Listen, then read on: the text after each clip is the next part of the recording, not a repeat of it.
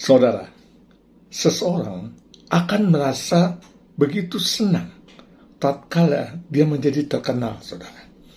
Tatkala banyak orang yang mengagungkan dia, tatkala banyak orang yang menganggap dia luar biasa, dia hebat, dia pintar, dia rendah hati. Itu sangat menyenangkan hati seseorang, saudara. Dan seseorang ini akhirnya tanpa sadar, saudara, akan merasa memang dia seperti itu. Nah, saudara, ini adalah jebakan untuk setiap dari kita. Kadang-kadang dalam kehidupan kita, saudara, kita disukai oleh orang-orang tertentu. Kita disenangi oleh orang-orang tertentu. Mungkin orang-orang tersebut menganggap diri kita pintar. Mungkin menganggap diri kita bijak. Mungkin menurut mereka diri kita itu rendah hati dan lain sebagainya. Saudara, ini semua adalah jebakan-jebakan untuk diri kita sendiri kalau kita tidak hati-hati, saudara. Waktu kita menerima kesenangan-kesenangan ini menjadi bagian milik kita, saudara, akhirnya kita merasa memang kita seperti itu. Kita rendah hati, kita baik, kita lebih dari orang lain, kita bisa melakukan banyak hal.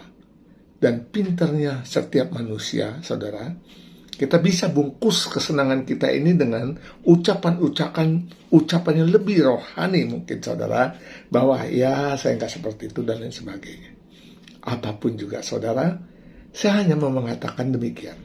Hati-hatilah kita, karena iblis itu luar biasa, saudara.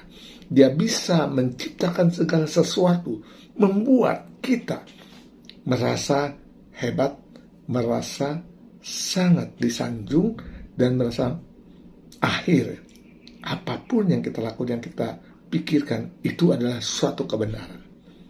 Dan ini kesalahan, saudara. Karena tidak ada yang benar di dalam diri kita.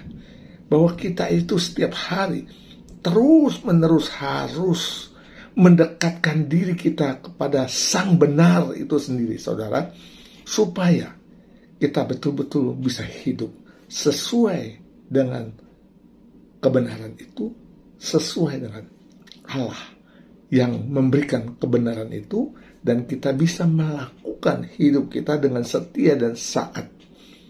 Dengan taat, maksud saya, saudara. Saudara, itu akan diuji tatkala kita bukan siapa-siapa, saudara.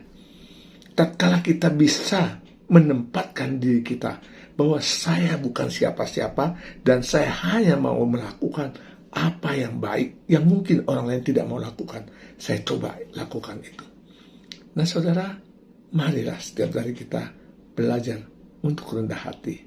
Dimulai, mari kita lakukan hal-hal yang simpel, hal-hal yang mungkin orang lain tidak merasa itu penting untuk dilakukan.